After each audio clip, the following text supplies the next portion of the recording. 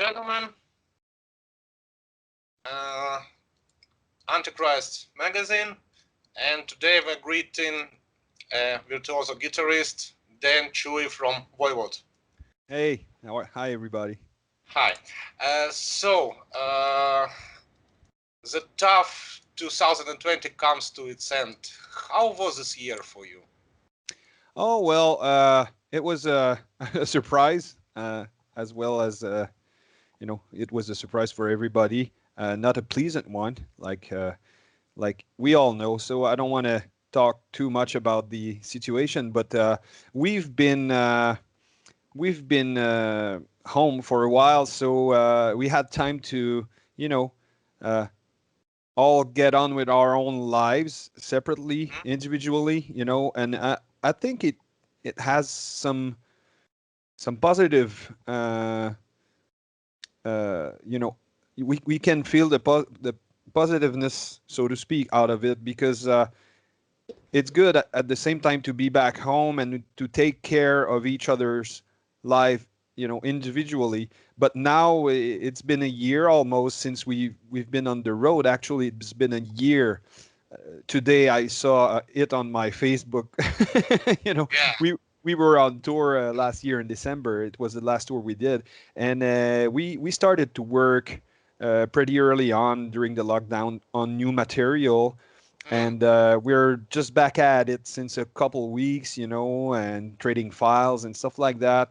So it's gonna give another perspective on how we do things between us, and also being on the road with the band since 12 years nonstop, really. It was not a bad thing to have time off the road and to recenter ourselves, in our lives and our being, internally, emotionally, and everything. So I think now we kind of crave, we need to play again, Okay. we need to see each other again. We Mhm. need to jam, we need to play.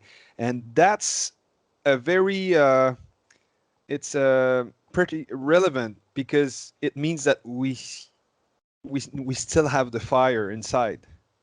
Yeah, I'll ask you about this moment about like what you said in interview like 2 years ago, exactly about the touring and the whole record process. I'll ask you about it later.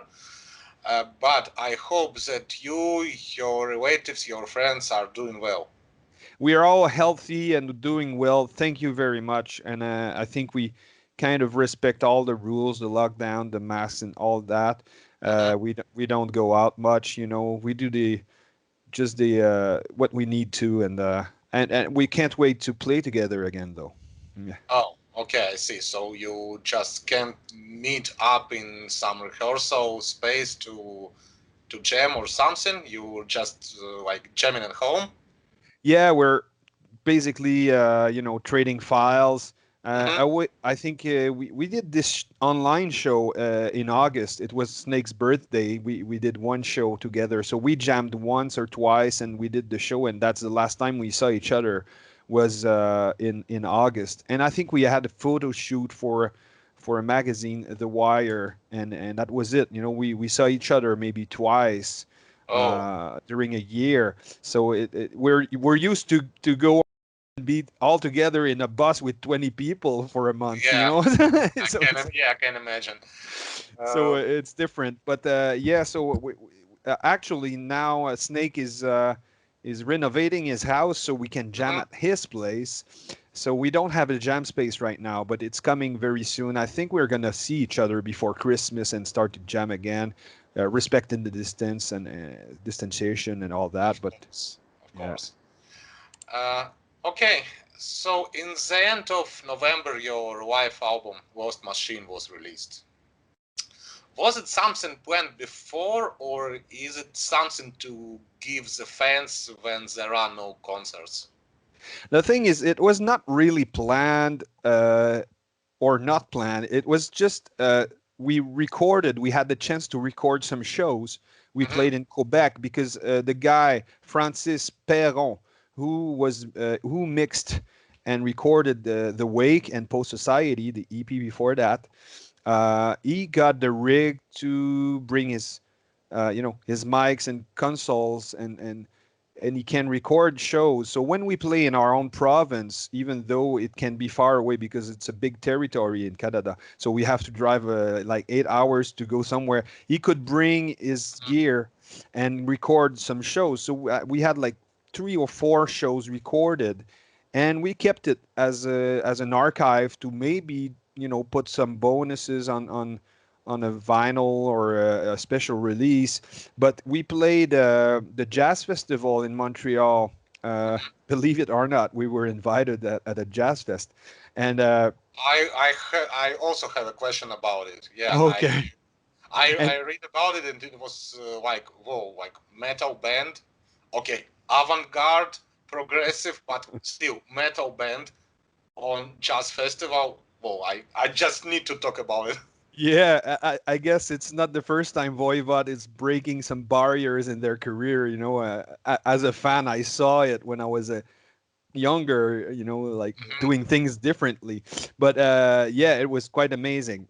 But 1 week after the jazz festival, we played the Quebec City Summer Festival, and we always feel like home there because we play in front of our friends and people we know since 20, 30, 37 years for Yeah. some of us that are older, but we have a lot of friends, and it's pretty much between Voivod's hometown, which is north of Quebec City, maybe 3 hours north, and Montreal, which is like 3 hours west. So Okay. there was a lot of known faces and friends, and the ambience that night was just magical, and we played great. I think it was the one of the last, if not the last show we did for the Wake tour, Mhm. the world tour. We played everywhere on the planet, and not everywhere, but you know No, like almost. it's pretty everywhere. Like as I remember, Australia, Japan, New Yes. Zealand. Yes. Yeah, we didn't play New Zealand yet, but next time we were supposed to. But Mhm. uh, we played a lot of shows with changing the set list here and there. But uh, we were on fire. We knew the songs. All the physical performance is programmed. It's like automation, so we can concentrate on smiling, communicating with the public and Okay. friends. And so we were just a well-oiled machine back then. Oh, and great. and and Francis was there recording the show too, so we figured out, since we don't have access to shows anymore, that a live album in this period could be a good thing for the fans to feel like they're going to a concert, and they can feel the vibe of that night, which was pretty magical. And Yeah, some totally. sentence between songs are in French and some a little bit of English, so we can feel the where we come from too and share it with the world. And I hope that a lot of people put the vinyl or the CD on and dance in their living room. Yeah, that happens pretty much these days. All right. So, Yeah, so uh, we're really happy with how it sounded that night. We choose Quebec City as the perfect set list. We played the Quebec whole City show. is not your actually hometown, No, as it's not. Yeah, but we're it was your like a milestone for you, like a starting point where Voivod started, well. as I remember.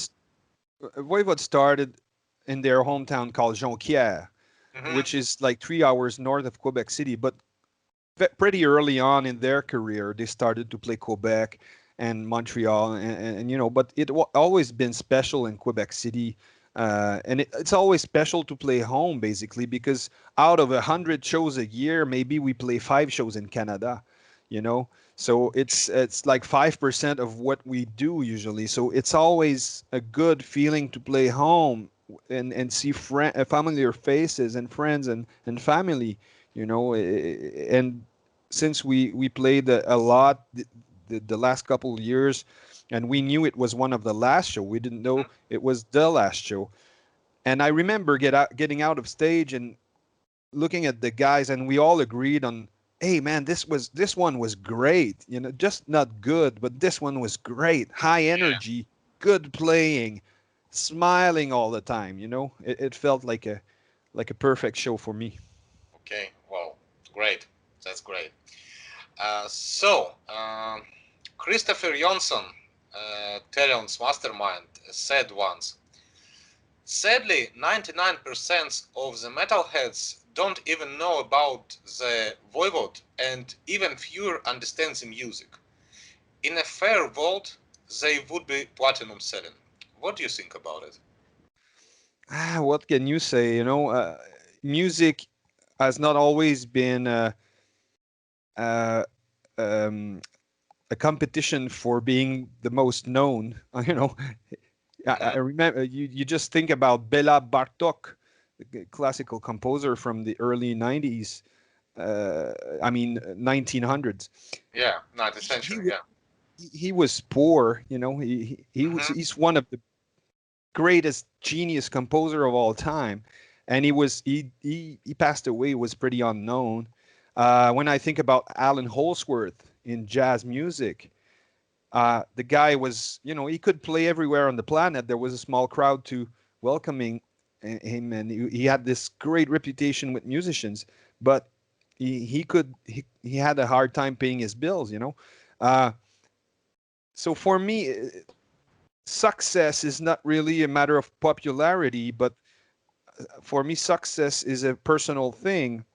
It's a matter of expressing yourself as an artist without compromise, being authentic, and being we have the best fans in the world. They're really loyal since almost 40 years, and they come to the shows. We can play Japan, we can play Australia, we can play Chile, we can play everywhere in Europe, we can play in America, in the United States, in Canada, Mm-hmm. and there's people to come to our show, and they buy merch and they enjoy it. So for me, that's pretty much what success is. As selling platinum records. Uh, does No, anybody buy records these days? You know, everybody's no, streaming. I think Christopher means that in a fair world you will be much more popular because the complexity and the complexity of your music and the way it made, like the Yeah, quality and everything. I feel a lot of respect for that from that saying. I feel a lot of respect from this person towards Voivod, He is Voivod's huge fan. and And, I understand because I hear uh, this kind of comment quite a lot from people that respect the band and love the band, and it's a love declaration, so to speak, you know.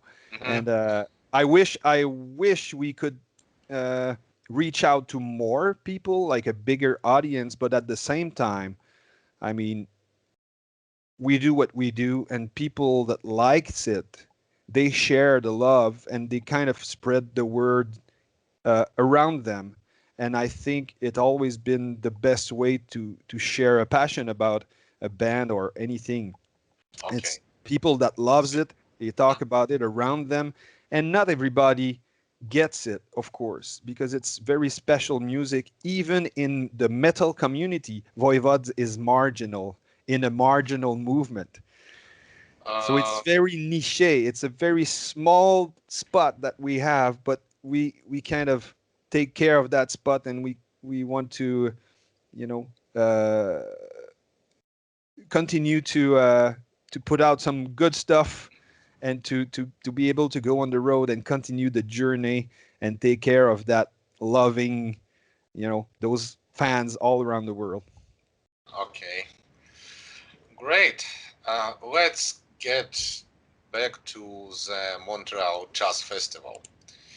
Uh, what is the difference between playing on jazz festival and your, let's say, uh, regular gig, like the scene, the crowd, the response?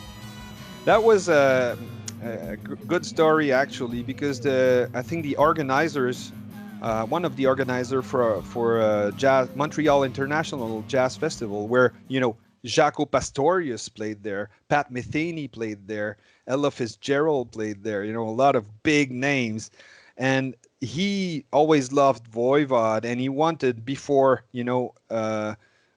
stopping working for the festival, Hmm. he wanted Because of Voivod his to. age or something else. Yeah, he's been doing it for more than 30 years, and I think he reached Yes. that place where he has to, you Hmm. know, uh, do something else. So, and he remembered seeing Voivod in '86 when they were young and with all the studs and everything. Yeah, of course. And a bullet belt. Yeah, exactly, exactly. And he was blown away, by the violence of the Mhm. music, but at the same time, the intelligence in the music. The weird chords Biggie brought to the Okay. metal scene and all that. So it was kind of a fantasy for him, and we kind of at the first time we were like, oh, it's great, we're honored, but how are we gonna fit in, in a jazz fest? Hmm. And and at the same time, my inner fan, Hmm. as a young boy, still part of me is a fan of the band, and I was like, it makes total sense to me. It's pretty jazzy, Voivod. The chords, the harmony, the complexity of the music. There's a lot of, Penderecki, Stravinsky influences, movie soundtrack, and stuff like that. But there's a lot of progressive rock as well, like Magma, Van der Graaf Generator, Genesis, yes, King Crimson, Okay. and Yeah, I see. And the further you go, the more it becomes more progressive and avant-garde with all the influences, and like let's say, less trashy. But nevertheless, yes. let's get back to the festival because I have some questions Okay, also about it. perfect. So to make a long story short, we accepted. We were honored to be invited in such a prestigious festival, and we felt that we had to do something special about it. And we thought about maybe arranging the song like the Prow in a jazz way, playing with brushes and a double bass. But at some point, uh, I think I had the idea, but I thought about a saxophone solo, an improvised part, so it would Yeah. be more jazzy Hmm. oriented, and it led to the idea of arranging the end of Dormancy, a song from the last album, The Wake, with a brass quintet, which Okay. would fit on stage with us, Mhm. for only one number. I wish I could have write more arrangement for more songs, but we had 3 weeks, and I'm not used to write for horns. I've done that when I was studying at university once or twice, but that's it.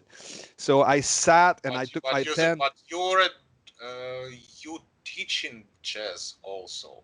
I'm teaching jazz and popular music in college and in Hmm. private as well, guitar and theory courses. But Okay, my but not the brass sections and. Well, I know how to do it, but it's not something that I do often. It Mhm. has been 15 years the last time I done it, Oh, so yeah, I see. it's not my main job.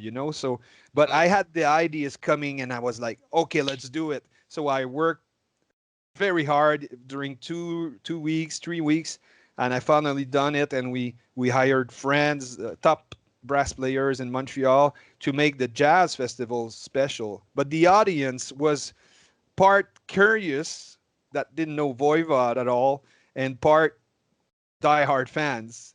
So the Okay. ambience was great because the diehard fans brought their energy and the way Mhm. in metal show how it goes, screaming and trashing around, Yeah, of and the course, and other horns and all the stuff. Yeah, exactly. but the second half, which was more curious than your diehard fans, what was their response? It was great. Everybody got into it. They were like this. You know, Hmm. Yeah. they couldn't believe it. And they started to scream too. And the whole place was packed, and it was one of the loudest crowd I ever heard, and it was in a Wow. jazz festival. Can you believe it?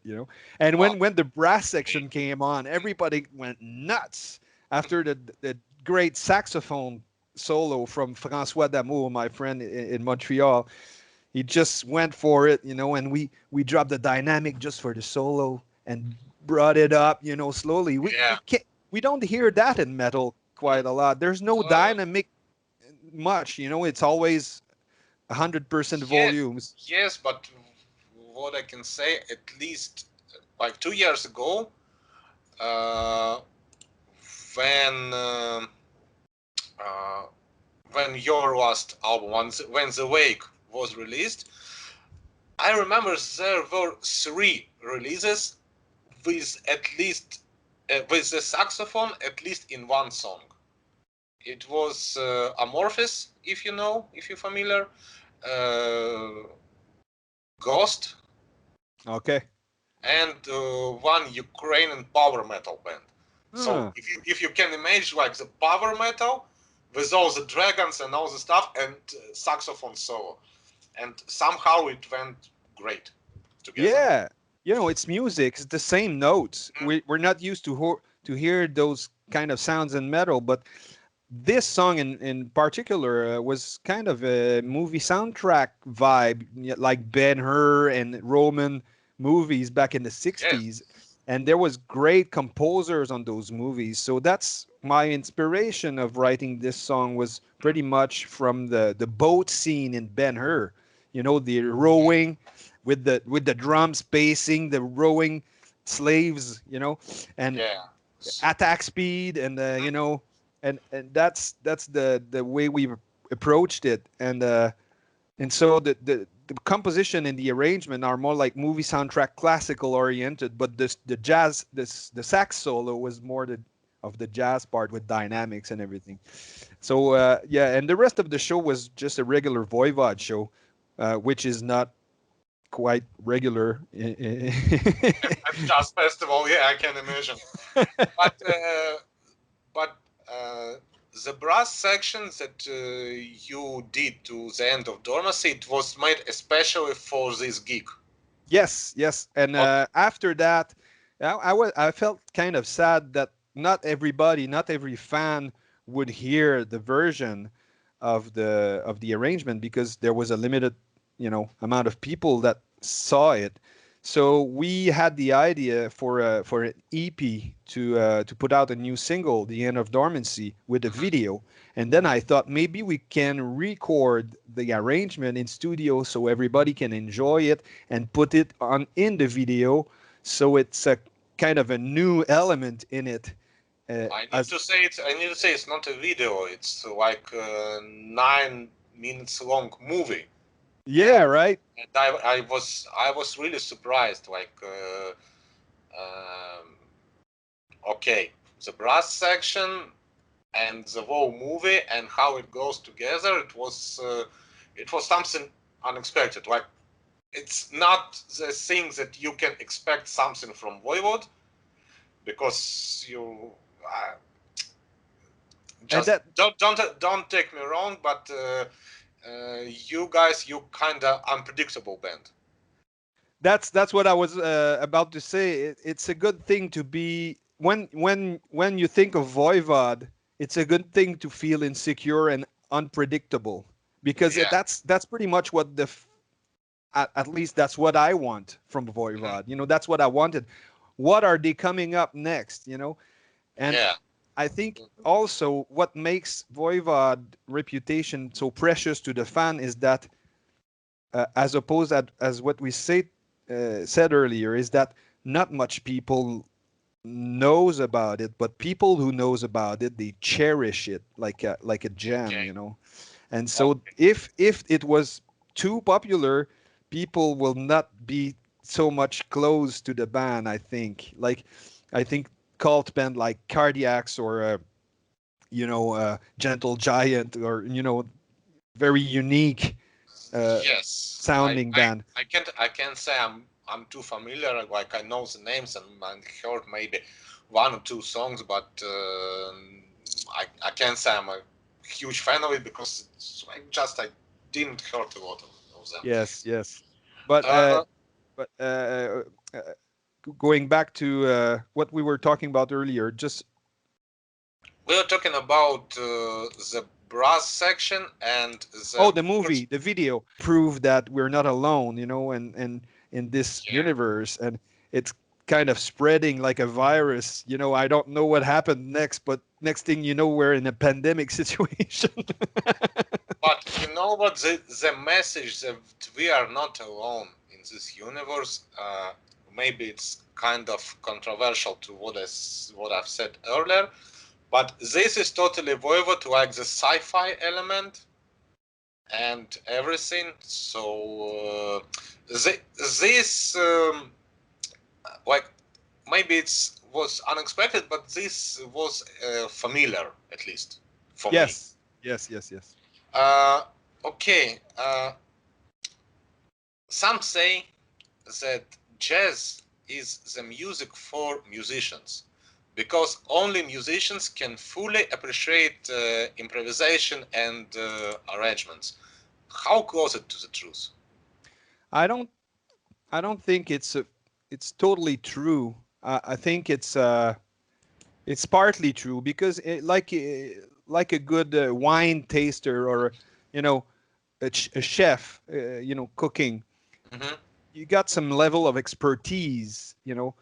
Yeah. When I eat food, I don't taste like a chef eating food.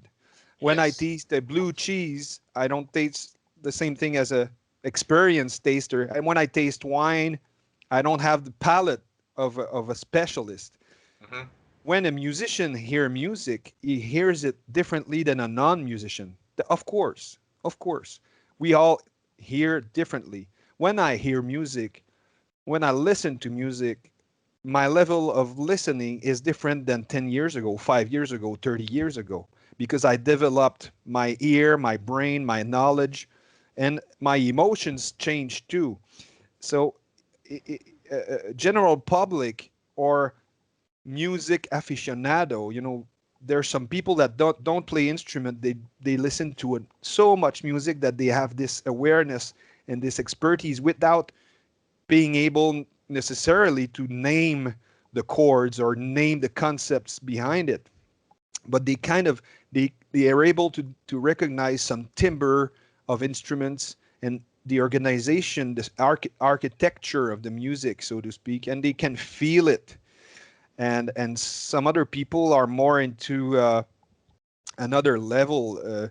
I don't want to say higher or lower because there's no bad way to listen to music. There's just your own way. But when you start to listen to more and more, you kind of, even in metal, I mean, even in any style of music, you kind of recognize slowly, oh, what's a bass drum? What's a snare? What's the guitar doing? Is it a guitar or a keyboard? And so you develop your own way of listening to music. So I think music is for everybody, and I think there's different level of listening to the music in accordance to what's your background and how you how you feel it. But I think jazz is especially free jazz or uh, jazz with a lot of improvisation.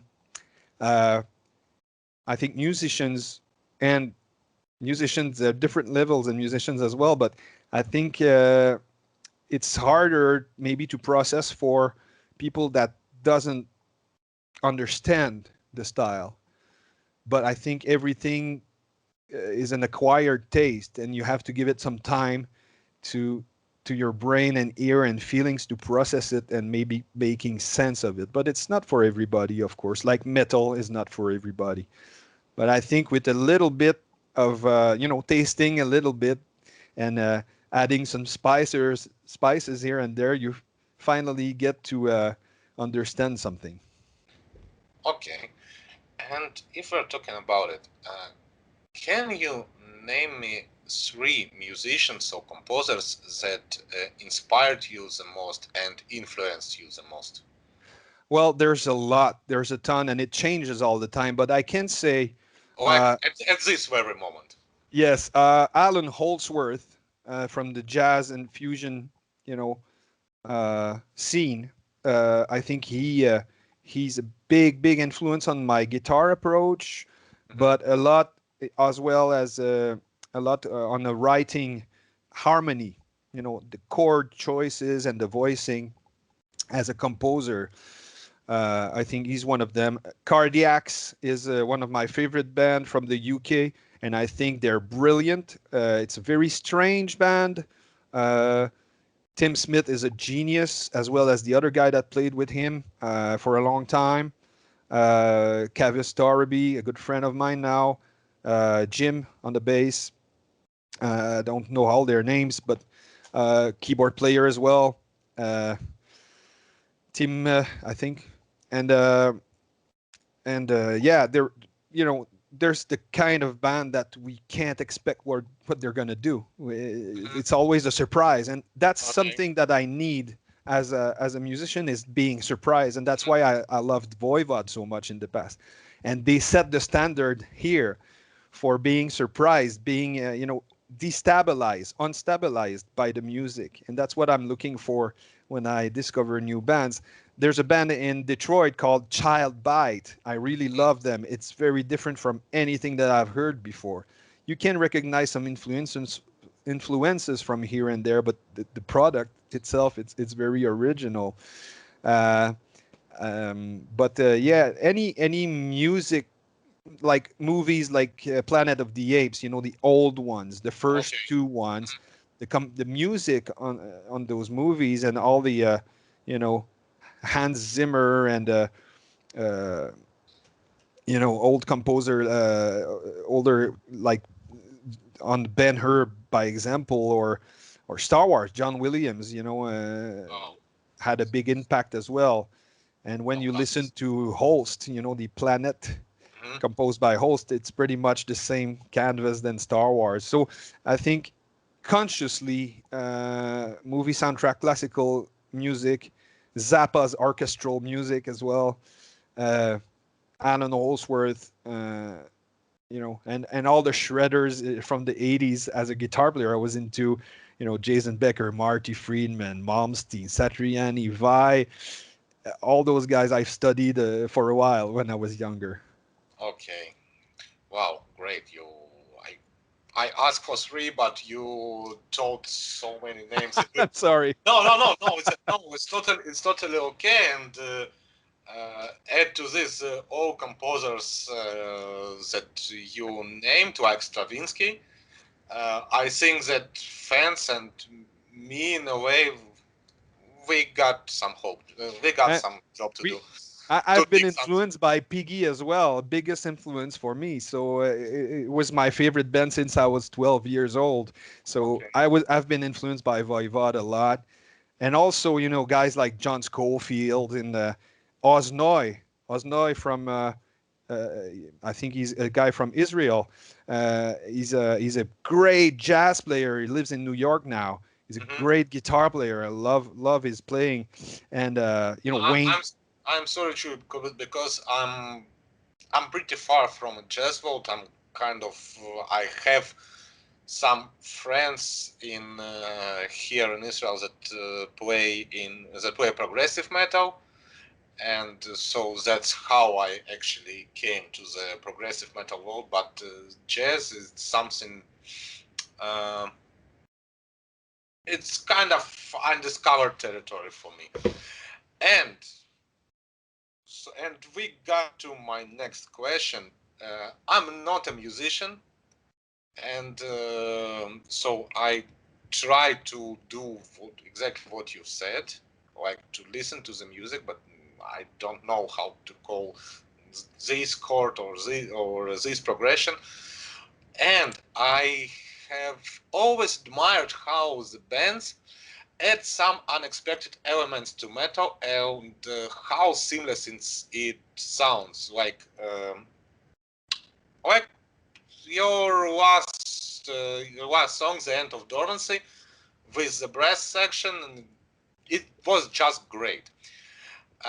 But can you tell me how you personally make it? How the ideas to add one or another element or some instruments, they come to mind, and then they get the shape of a song.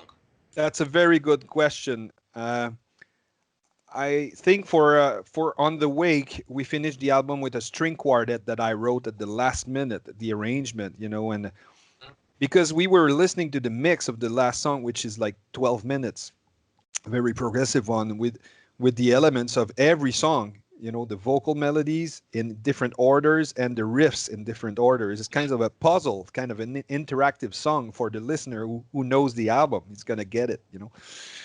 And when we've listened to the mix and the fading out at the end of the album, the idea came out that we could hear strings in the background, even though there were no strings, in the mix. There was nothing at all, but we could hear the calling, Okay. like the idea came from the music. It's the song asked for it, so to Yeah. speak. There was something missing, and we could hear it coming in the background, like a fade in, and that's exactly what I wrote. The arrangement, the band is here, the strings comes, and they cross path, and the band disappear, and the strings come up like Okay. this, and we end with the beautiful, well played harmony at the end, and then it gets kind of strange and Voivod again with strange noise with the bow and percussion and more contemporary vocal quality, kind of horror movie Yeah. vibe, and that fits with Voivod. So the song really talked to us. If we listen, uh, we can give the song, the project, everybody from a different perspective, sculpting together the waves into the air, and that's an architecture it's hard to grasp, but I think there's an image in my head. There's lines, there's forms, there's shapes. When I listen to music or when I write music, I can see the music in a way, and so it's a very strange thing, music, because it travels through air and it's emitted from an instrument or a voice, but it comes from the mind and the heart. So from the heart, the mind, the instrument we play, it travels through the air and it makes a shape. And we can control the shape by deciding how to play, how to write, how to organize the structure. But it's invisible, you know. Okay. But it's Uh, organizable. I'm trying to imagine it right now. I really try to imagine it right now because one more time, I'm not a musician, and this world of music creating, it is some kind of It's a black box. mystery. It's really a mystery. It's really a Yeah, mystery for me. And it's and quite. and now you added some another mystery perspective in this mystery box. That's good. But I try to give an imagery of building a structure. When you build a house or a building, Mhm. there's some rules to respect. You don't put the decoration first, let's Yes, say. of course. So the solo is not the first thing you're gonna write or play. You Hmm. have to install the basics and everything to make it solid. So there's a structure, there's an architecture in composition, and there's a quality to it. I think there's some stuff that it's really well structured. There's some stuff that is less well structured, and there's some stuff that is just experimental and can be on a tightrope, so to speak. When where you and it's like a puzzle. You try to put each piece into its own place and Hmm. creating it at the same time. So I think it's pretty amazing actually how it works. But what I wanted to say is there's a structure uh, in the air. The vibration of each note of each instrument. We can take sounds from anything and make music with it. It depends on how you organize the sounds and the frequency and the volume and the texture and the dynamics and the emotions you want to vehicle, you want to share through the music.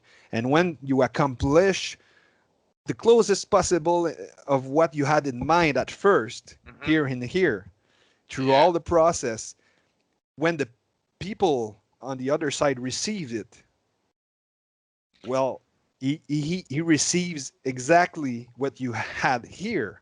So there's a transmission of the signal, sharing with the audience, with the people whose timpani vibrates at the rate of what you sculpted in the air. Wow.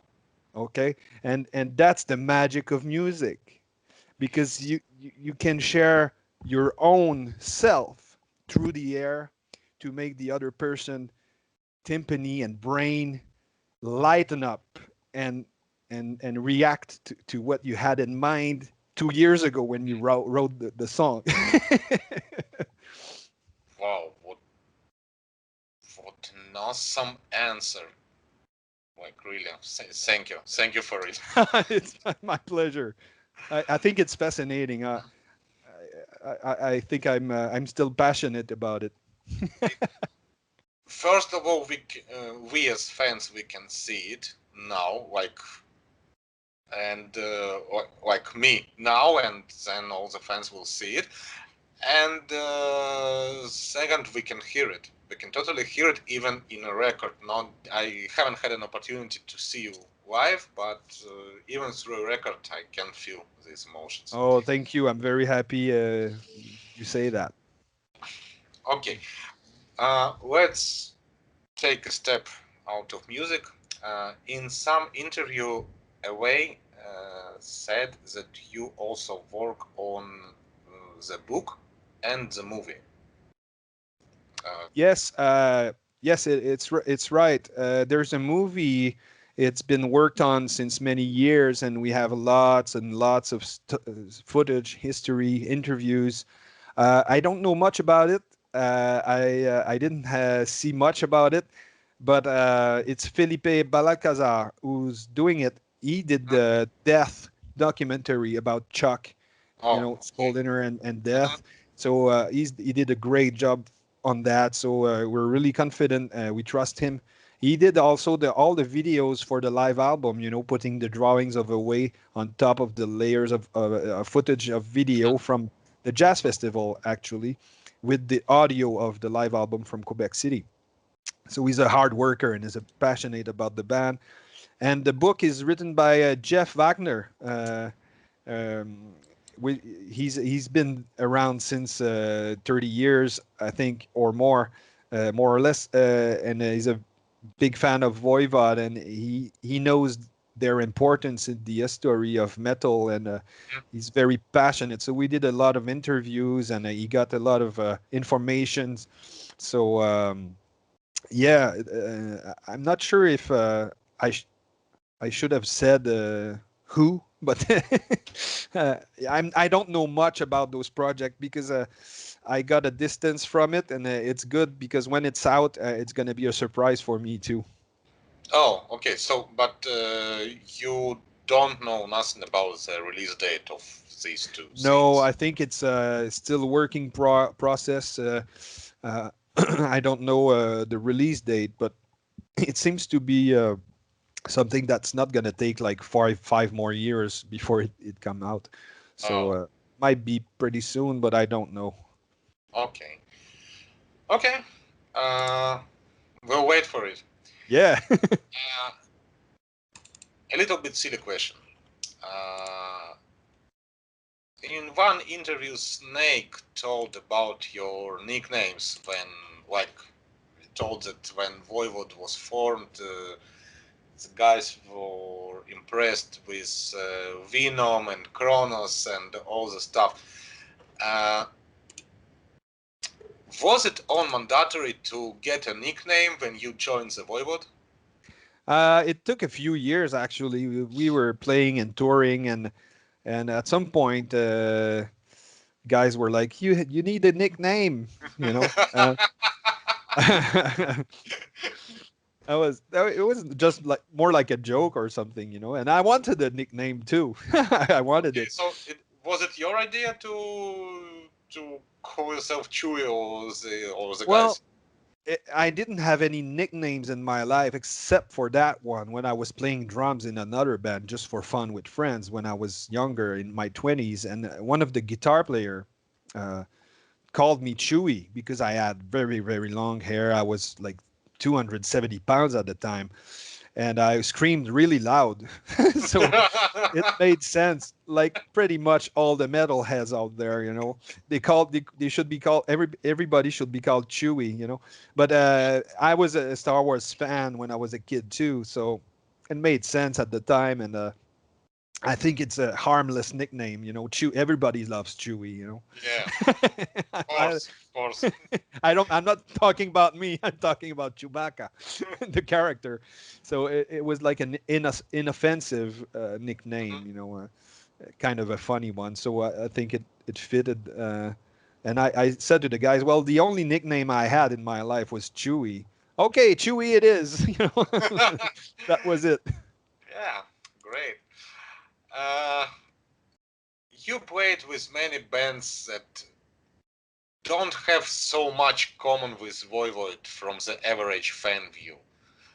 Which metal band you would never share the stage with? I don't really. Is there a band like this? You mean playing the guitar with the band, or? I mean to get with these guys on tour or I don't know. Uh, like you, Well, what your last tour was with a band called Gwar, exactly. yeah. But also in the past you shared the stage with like, as I remember right, Face No More or Yeah, I was not in the band at the time, but yeah, uh, in the late 80s. yes, and it was like like Voivod, Face No More. These guys have, like from my view, these guys have nothing common besides they described as metal. I really like the mix of different styles when we tour. Uh, I would not mind Voivod and Fate No More play together because when it's the same band playing the whole night, so to speak, you know, when you have three or four death metal bands with blast beat and guttural voices, I get bored after a while. I rather have three different bands that play totally different music and discover something new, you know. Okay. And that's what we get in Europe usually. People are, I think, maybe more open-minded when it comes to different styles in the Mhm. same show. In the United States, it's a little bit more conservative from my experience. I'm not saying it's Okay. always the case, but the last couple tours, we chose bands that were different from us and new bands and older bands, and we always had a good time. You know, we toured with Yob, which is a fantastic band in the US, and that Mhm. sounds totally miles away from Voivod, you know. And we toured as well with more young death metal bands, or King Parrot from Australia, which is totally different, totally different. We toured with Napalm Death, and you know, How? and Carcass, and you No, know just how? how. Yes, like how? I mean, what is the connection between, okay, Carcass I can understand because Voivod is also trash and Carcass is also it's a trash slash death metal band, so there is something common about it for me, and would I would run for this gig. But Voivod and Napalm Death, Well, I can see how these two bands share one stage in one night. wow, but we had the greatest of times with Napalm. Every night was packed. Every night was a great crowd. They're really good friend of ours too. You know, Shane is a huge Voivod fan, and we're fans of the band as well. And you know, Barney is a great guy. He came to our show in Japan. He was there on vacation, and he came to say hi, and he watched the gig. You Wow. know, so there's a personal side to it too. When you get along with some people, you want to go on the road and have fun and work with them too. And the music is you know, for me, there's no barrier, there's no frontier Hmm. with music styles. Of course, you know, you want to keep it underground and original when you do a tour package, and you want to have a certain direction in choice of music. But my point of view is uh, you know, different is good, different is better than the same. So I'm always into discovering new bands and tour with bands that doesn't sound like Voivod. I think most of the band doesn't sound like Voivod anyway. But when everybody has their own sound and they make a point when they play, and people can appreciate their world, their universe while they're on stage, and they change universe 3 or 4 times during the evening, even the venue walls are doesn't look the same. You know, the Hmm. people are not feeling the same. The interaction is not the same because of what they uh, what they because of their performance, their music, and their style. So it's pretty interesting to see that. Uh, Maybe I will not share the stage with. It would be hard for the audience to tour with a band like, I don't know, like more like a glam rock band. You know, Oh, uh, it would be yes. different. But in festivals, we kind of do it. You know, we kind of No, we festivals it's something else because festivals they made to diverse yeah. to show the various bands and various stages and that's what's great about the festivals. That's true. That's right. Yeah, I really miss it. Yeah, but the for a tour, I guess there's some limitation to respect, but at the same time, for me, the frontier are very far. So I'm very open minded when it comes to that. Oh, okay. Speaking about the tours, well, your quote. After an album like The Wake, where you work very hard, you're emotionally drained. Yes. It is only a year later, after having released the album, that I feel I'm ready to start writing again. So, what's touring for you? It's something that impedes to rest from the music, or contrariwise, you get some new emotions and perceptions? Um, it's physically and mentally draining for me to write the whole album and go to the process of recording and mixing and everything. And for me, going on tour is more like, okay, let's have fun. Mm-hmm. You know, Okay. though I really enjoy composing, but it demands a lot of concentration and energy. And now it's been a year, 2 years since the wake, and a year of lockdown, pretty much, Mm-hmm. uh, close to a year. And now So you I'm got feel your well-deserved rest? yes, now I feel ready to go at it again. You know, really, really, I got the energy now to write again and to get into that deeply, deeply, deeply. Wow, great. Yes, it's uh, Uh, it's it's very draining for me. yeah, I can imagine. And the last one. When all this pandemic issue and all the shit will come to its end, what will be the first thing you will do? The first thing I will do, oh my God, go to the pub and drink a beer with friends, and then go on tour. Yeah. you know, you know what I mean, right? I Yes, mean, totally. I, We have I, all we have the pubs closed here also, and I really miss this. yes, yes. I'm not a social person. You know, I'm pretty much all the time at home working by myself. But now I feel like I could be more social. Yeah, I can imagine. I can imagine. Okay, Chewy, thank you very much for the interview. It was interesting. It was fun. Thank you for the great questions. Ladies and gentlemen, Chewy from Voivod. Thank you Thank you very one more much for time. having me. It was great. It was Let's great. drink a beer together one day. I hope so.